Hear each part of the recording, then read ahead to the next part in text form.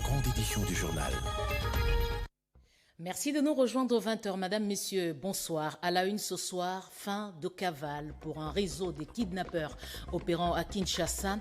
45 personnes, dont 4 policiers et 6 femmes arrêtées par l'unité de lutte contre la criminalité ont été présentées aujourd'hui au vice-premier ministre, ministre de l'Intérieur. Les détails dans cette édition d'information. Sur invitation de la ministre d'État, ministre du Plan Judith Suminwa, l'IGF déploie une mission d'audit dans 15 provinces pour un contrôle financier. L'annonce a été faite aujourd'hui à l'issue d'une séance de travail avec Jules Alingueté autour de la transparence dans l'exécution du PEDEL 145 territoires. Pas d'élection sans enrôlement à Kwamout. Adolphe Mouzito l'a exigé à la CENI. Le président du Nouvel Élan a été consulté par Denis Kadima dans le cadre des contacts avec les courants des opposants. C'est tout pour le sommaire. Madame, Monsieur, bonsoir et bienvenue. Bon début de semaine à toutes et à tous. Le président de la République salue l'enrôlement des jeunes dans l'armée. Pour Félix-Antoine Tshisekedi, l'insécurité perturbe la poursuite des ambitions que nous revendiquons collectivement. Le président de la République l'a mentionné dans son message à la nation à l'occasion du 30 juin. On écoute le chef de l'État. Mes très chers compatriotes, au choc sus évoqué et que le gouvernement s'est ardemment employé à amortir, se sont ajoutées les menaces persistantes à notre intégrité territoriale et à la sécurité de nos populations et de leurs biens. En effet, le climat d'insécurité qui prévaut dans certains espaces de notre territoire national perturbe fortement la poursuite harmonieuse des ambitions que nous revendiquons collectivement. Comme vous le savez, notre pays fait face depuis de nombreux mois dans sa partie orientale à une agression vile et barbare perpétrée par un voisin belliqueux, le Rwanda, au nom d'intérêts obscurs et ignobles. Au regard du danger que court le pays, il vous souviendra que j'avais lancé l'année passée un appel patriotique à notre jeunesse de s'enrôler dans les rangs des forces armées de la République démocratique du Congo et de la police nationale congolaise. Quelques mois après cet appel, nous avons été heureux de voir plusieurs dizaines de milliers de jeunes compatriotes y répondre favorablement. Ceux-ci comptent déjà parmi les renforts à l'effort de guerre livré par nos forces de défense et de sécurité, et nombreux se pressent chaque jour davantage auprès des centres de recrutement prévus à cet effet. À cette occasion, je salue la bravoure de notre peuple qui, meurtri dans sa chair, ne se résigne pas pour autant et ne cesse de défendre avec une énergie inouïe l'intégrité de notre territoire. Je salue également les forces de défense et de sécurité qui s'emploient sans ménagement à mettre l'ennemi hors d'état de nuire en vue de permettre un retour rapide de la paix et de la stabilité indispensable pour notre développement. Soyez convaincus que ce combat que nous livrons au quotidien pour sauvegarder notre souveraineté et notre intégrité, nous le poursuivrons sans désemparer jusqu'à la victoire finale. Telle est et sera notre mission. Maintenant que se confirme la montée en puissance de nos forces de défense et de sécurité, j'encourage une fois de plus le gouvernement de la République de continuer à maintenir cet effort pour que toute aventure belliqueuse sur la terre de nos ancêtres soit suicidaire pour quiconque la tenterait. C'est ici l'occasion d'exprimer notre entière solidarité à toutes nos sœurs et à tous nos frères des territoires occupés par les terroristes du M23, lesquels frères et sœurs vivent présentement dans des conditions d'extrême précarité et dont la situation humanitaire n'a cessé de se dégrader à cause de leur éloignement forcé de leur milieu d'origine et des exactions subies. Je tiens à les rassurer que les nouvelles mesures arrêtées par le gouvernement, en plus de celles déjà prises sur le plan social, dans le sens de soulager un tant soit peu leur situation, sont en voie d'être mises en œuvre.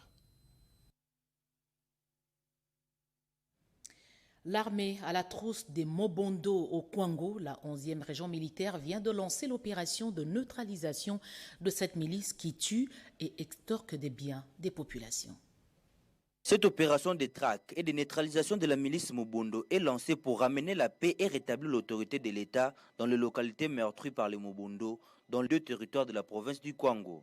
Cette milice, issue du conflit Teke et Yaka dans le territoire de Kwamut, s'est exportée des Maïndombe aux provinces du Kwilu et du Kwango, sémant ainsi la désolation et l'exode de population. Selon le général-major Jonas Padiri de la 11e région militaire qui livre cette information à la presse, ces Mobondo tuent et terrorisent la population. Ils extorquent, pillent leurs biens et incendient leurs maisons. Il précise qu'à ces premiers jours de l'opération, la 11e région militaire a mis la main sur une 50aine de miliciens Mobondo et a récupéré des armes, dont 2 armes AK-47, 10 armes calibre 12, 3 munitions AK et 3 munitions 00, 35 machettes, une flèche et ainsi que l'air gris-gris. La 11e région militaire invite la population du Kwango au calme, d'évaguer paisiblement à ses occupations et de ne plus paniquer. Elle sollicite également le soutien de la population et sa collaboration en vue de ramener la paix et rétablir l'autorité de l'État, comme le souhaitent les présidents de la République démocratique du Congo, le commandant suprême des forces armées et de la police nationale, Félix-Antoine Tshisekedi Tshilombo. Le général-major Jonas Padiri conclut en précisant que ces opérations se poursuivront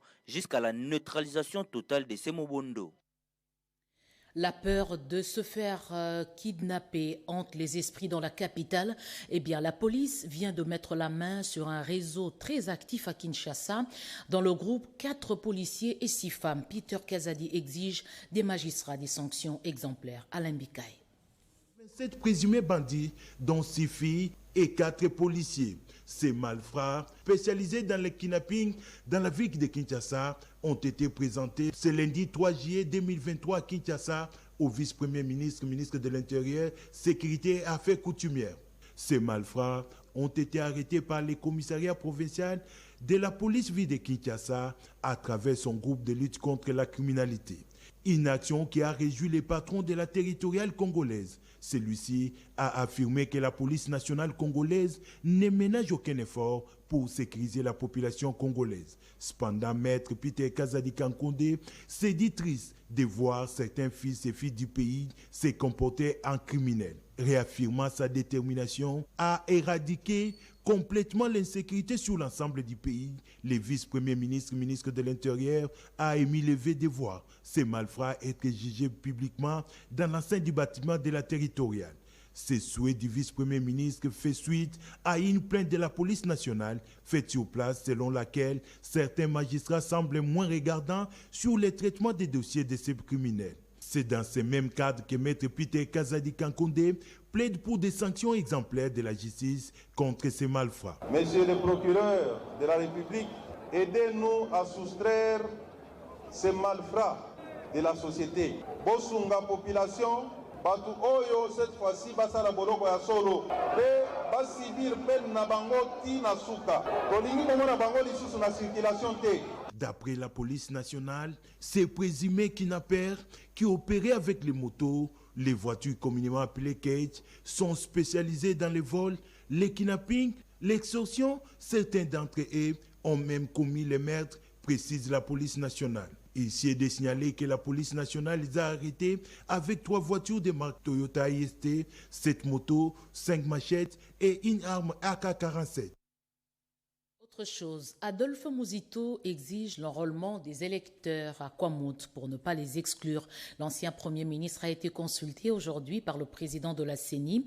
Le président de Nouvel Élan, son parti politique, salue également l'ouverture de la CENI pour plus d'inclusivité. Tétis Samba, Jiresto Fungi. Après les 4 leaders de l'opposition, le président de la Commission électorale nationale indépendante, Denis Kadima Kazadi, poursuit ses contacts avec la classe politique congolaise. Ce lundi 3 juillet 2023, l'ancien Premier ministre Adolphe Muzito a échangé avec le patron de la centrale électorale sur les avancées du processus électoral. Pour le président du parti et Nouvel Élan, la CENI doit tout mettre en œuvre pour l'organisation des élections dans le délai constitutionnel. Adolphe Muzito plaide pour les opérations d'enrôlement des électeurs à Kwamut en proie à l'insécurité. Il invite la police et l'armée congolaise à mettre en place des mécanismes pour sécuriser la population et permettre aux fils et filles de cette partie de la République de participer aux élections. Nous avons dit que les processus tels qu'ils ont commencé, si nous pouvons avancer dans les contacts, dans les discussions pour que l'opinion de l'opposition, je pense que c'est en train d'être le cas, soit prise en compte pour l'amélioration du processus. Ce serait une bonne chose. Et il nous a dit que le processus des contacts entre la CENI et les différentes parties prenantes vient de commencer et que ça allait continuer. Au plan général, la population congolaise salue ces consultations pour plus d'inclusivité et espère qu'elles ne serviront pas de simples formalités pour que la CENI lève les doutes sur sa crédibilité à travers des solutions consensuelles. Je vous emmène maintenant au Palais de la Nation. Les droits de la femme en République démocratique du Congo conformément aux dispositions du protocole de Maputo. Ce sujet était évoqué au cours d'une séance de travail que Nicole Bouacha, directeur de cabinet adjoint du président de la République en charge des questions politiques, juridiques et diplomatiques, a eu avec quelques délégations des représentants des pays européens, des États-Unis d'Amérique, mais aussi avec l'ambassadeur du Canada en RDC. Voici ce reportage.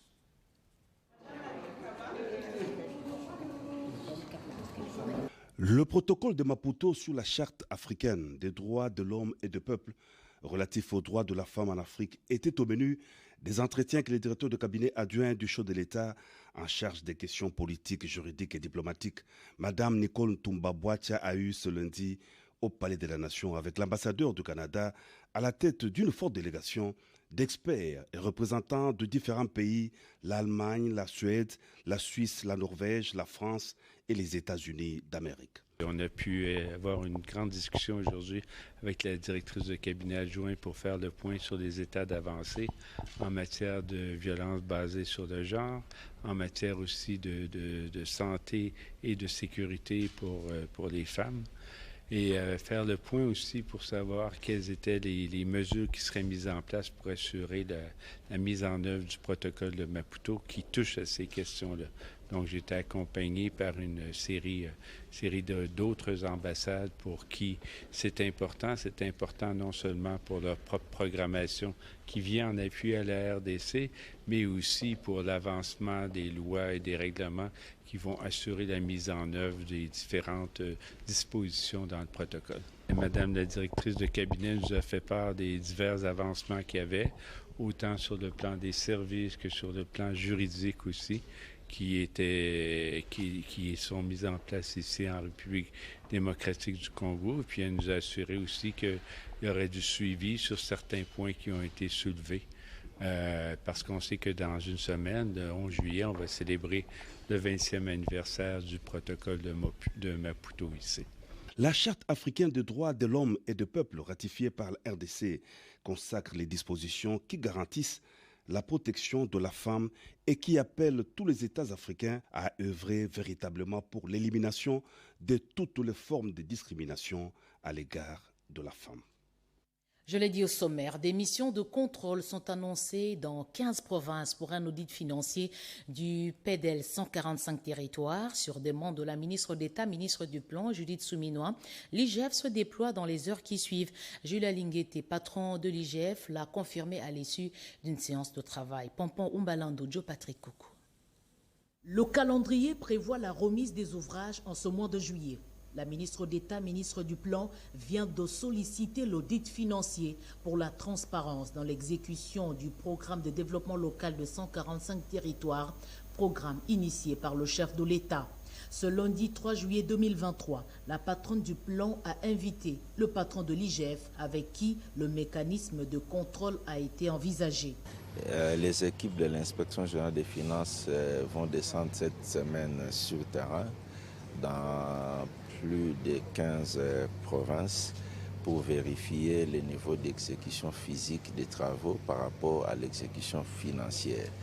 Et nous reviendrons avec les rapports pour discuter avec son Excellence Madame le ministre d'État, ministre du Plan, autour de conclusions avant que ces conclusions soient communiquées à la haute hiérarchie. Nous sommes un service d'audit supérieur placé auprès du gouvernement, donc nous collaborons avec le gouvernement tous les jours dans notre travail. Estimé à plus d'1,7 milliard, le programme de développement local dédié aux 145 territoires résulte de la volonté politique du président de la République pour vaincre la pauvreté et les inégalités sous toutes leurs formes. Rassemblement des génies congolais dans le secteur de l'invention. Une équipe de ces jeunes talents va participer en août prochain au conclave d'exposition de leurs œuvres ici à Kinshasa. Le ministre de la Recherche scientifique l'a annoncé au cours d'une conférence de presse. On fait le point avec José Baïtombo. A inscrit désormais sur les agendas pour les inventeurs et autres chercheurs congolais. Les conclaves du génie scientifique est fixé au mois d'août prochain. L'annonce a été faite au cours d'un point de presse tenu par le ministre de Recherche scientifique. Gilbert Kabanda a expliqué que cette activité entend offrir l'opportunité aux inventeurs et autres chercheurs congolais d'étaler leur savoir dans le domaine de la science et de la technologie pour le développement du pays. Il est donc grand temps que l'intelligentsia congolaise, le génie congolais qui s'est manifesté, soit pris en charge de la façon qu'il faut par la nation, à travers son gouvernement. Car ne pas le faire, c'est renoncer à l'unique voie qui amènerait le Congo à son développement socio-économique. 2, c'est de livrer ces inventeurs, ces innovateurs à des puissances qui vont les exploiter et qui vont nous vendre leurs produits d'invention. Au dire du ministre Kabanda, l'organisation de ces colloques a reçu le quitus au plus haut sommet de l'État, l'aval du chef de l'État président de la République, Félix-Antoine Tshisekedi Tshilombo, mais aussi celui du premier ministre chef du gouvernement, Jean-Michel Samalou Konde Kenge. Ces conclaves va réunir à Kinshasa tous les chercheurs, inventeurs, innovateurs, répertoriés, tant au pays qu'à l'étranger. Puis cette question, quelle est la place du budget dans l'économie du pays et sa performance? Cette question a été longuement débattue au cours d'un atelier sur la revue des dépenses publiques en République démocratique du Congo. Les travaux ont été lancés aujourd'hui par le ministre d'État au budget, Aimé Boji. Reportage de Rikinzu Ziloya Mayoel.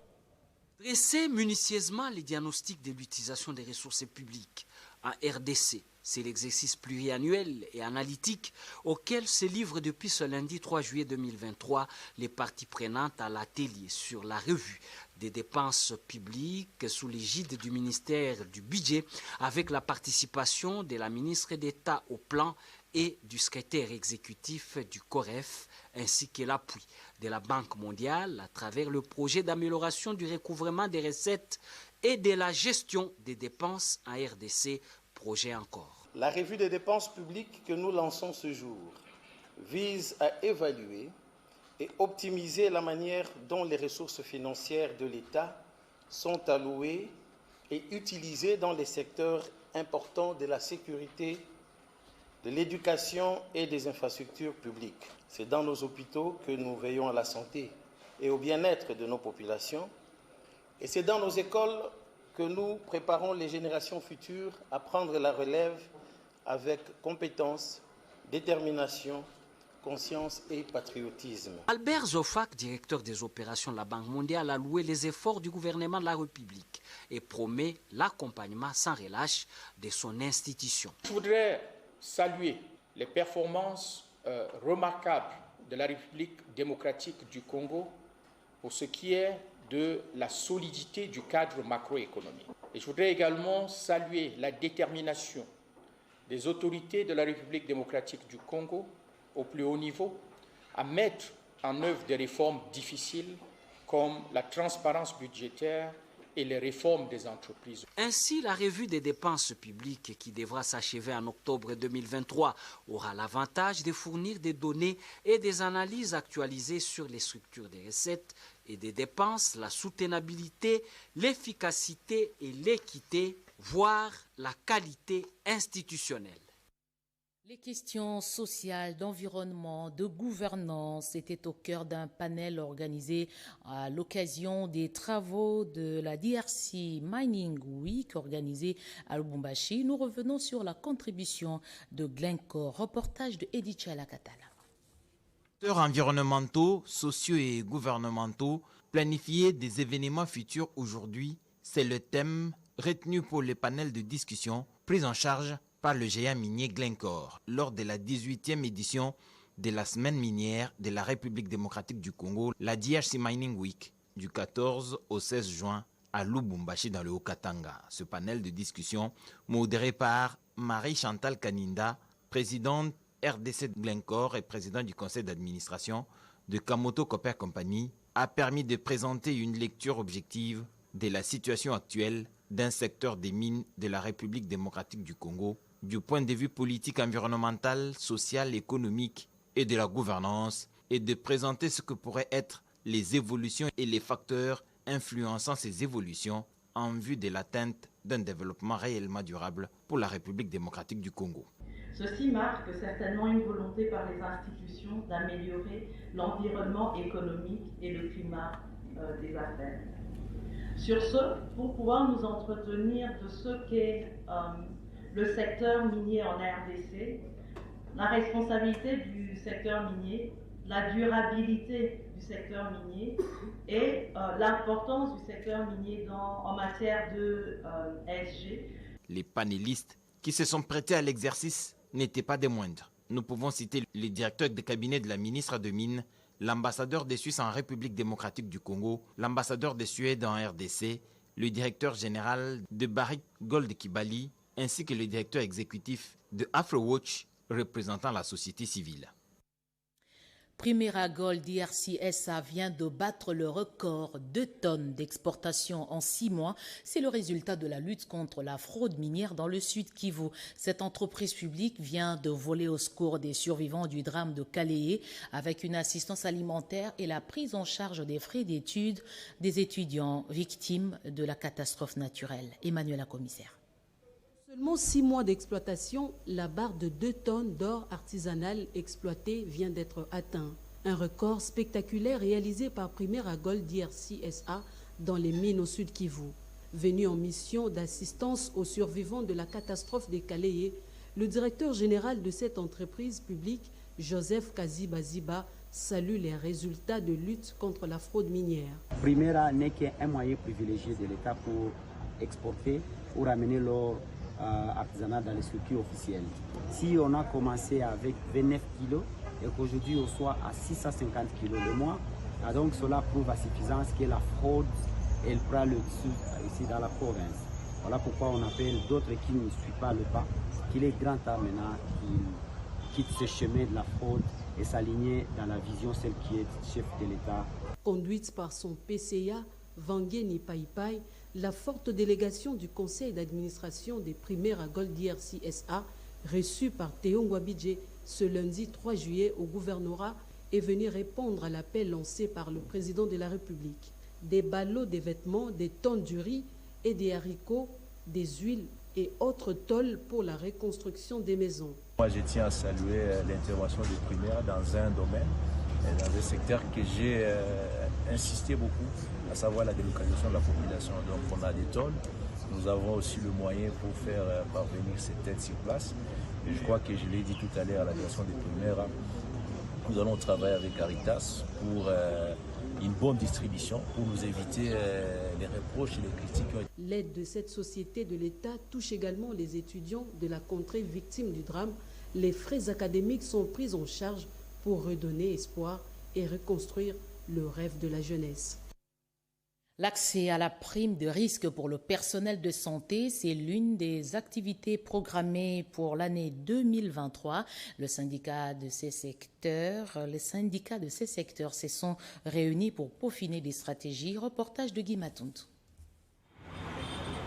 Ces responsables de syndicats des infirmiers et de médecins se sont retirés pour faire des propositions du personnel de santé à l'alignement de la prime de risque. À ce sujet, l'inspection générale de la santé prévient que ces opérations d'alignement à la prime de risque sont gratuites. Cette sonnette d'alarme intervient après que plusieurs agents aient été victimes d'escroqueries et de monnayage d'accès à cette prime. C'est un communiqué d'abord qui a été apprécié à sa juste valeur parce qu'il faut retenir que l'IGS, M. Komba, c'est un inspecteur général de la santé et il est dans son droit d'attirer l'attention de tout le monde parce qu'il s'est constaté de part et d'autre un peu de défaillance, beaucoup d'abus. Il a mis l'accent sur les monnayages qui s'effectuent mais en sourdine. On ne sait pas identifier les personnes qui les font, mais nous, en tant que responsables syndicaux, nous sommes derrière cette question parce que nous avons trouvé qu'il y a des abus qui se commettent et nous ne pouvons pas laisser. L'inspecteur général de la santé, qui tient à l'assainissement du secteur, demande aux victimes de dénoncer ces actes. Ces travaux sont la suite logique de ceux effectués à Bibois pour la programmation des activités à réaliser jusqu'en 2023.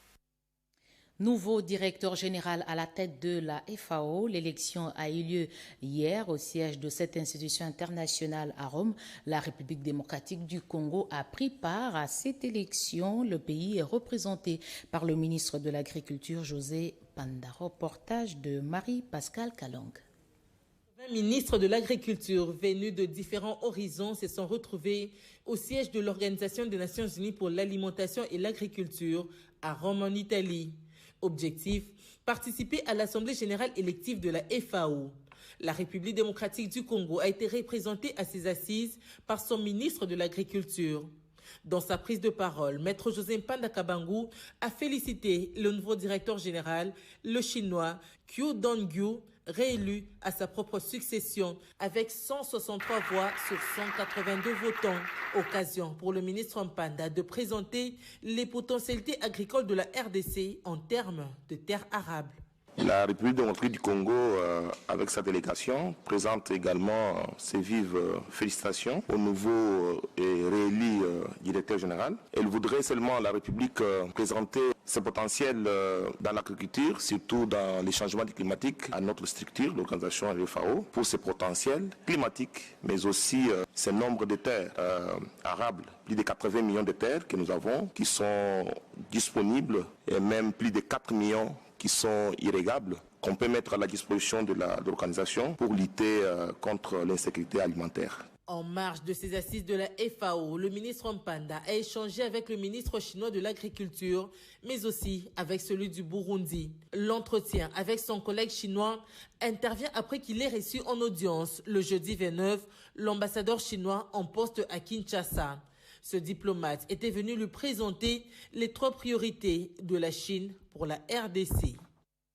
Le service national diversifie ses activités en intégrant l'élevage avec l'acquisition des cheptels de bovins. Le commandant de ce service, le général Jean-Pierre Kassongo Kabwik, annonce le lancement dans les prochains jours. C'est fait. Le service national se lance dans l'élevage pour concrétiser la promesse du commandant suprême faite aux militaires. Les cantines militaires auront à terme la viande fraîche en plus des maïs fournis depuis Kanyamaka CC. Le général-major Kassongo Kabwik est résolument engagé pour une production en constante progression. Et ce n'est qu'un début. De la même manière que nous avons commencé avec l'agriculture par 200 hectares, et la campagne en cours, nous allons faire 5000 hectares.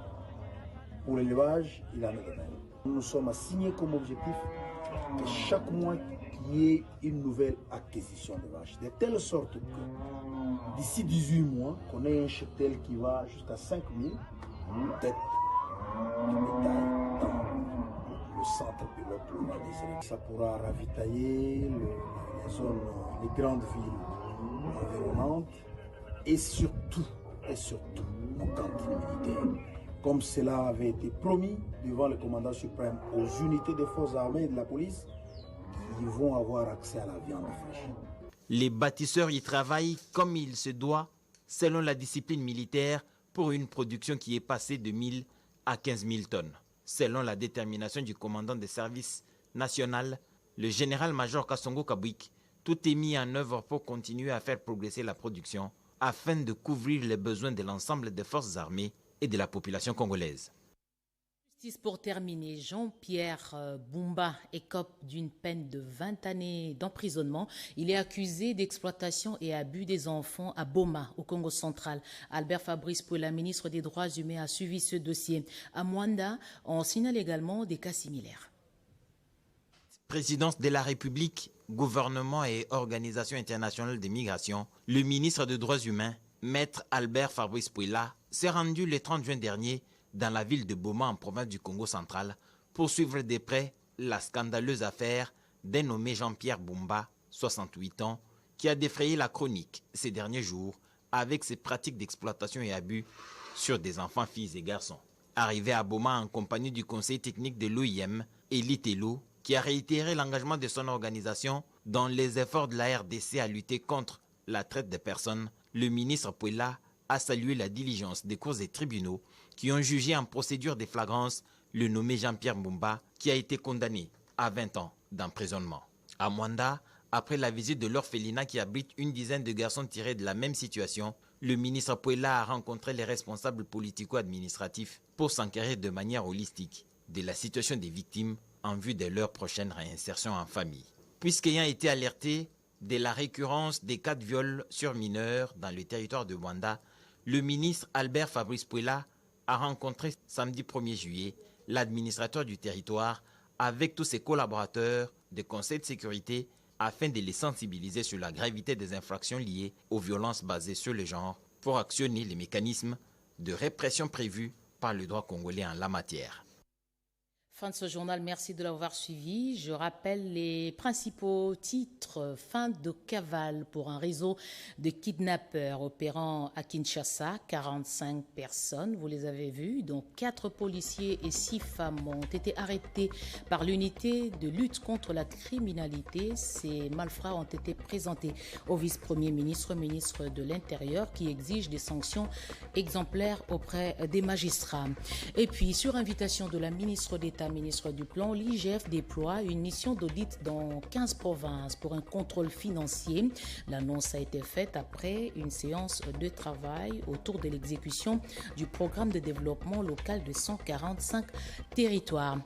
Pas d'élection sans enrôlement à Kwamouth. Adolphe Muzito l'a exigé de la CENI. Le président du Nouvel Élan a eu des échanges dans le cadre de la consultation initiée par Denis Kadima, président de la centrale électorale. Merci de nous avoir suivis à travers le monde. Retrouvez à 23h avec la même attention José Baïtouambo pour un nouveau journal. Je reviens demain à 20h. Bonne soirée.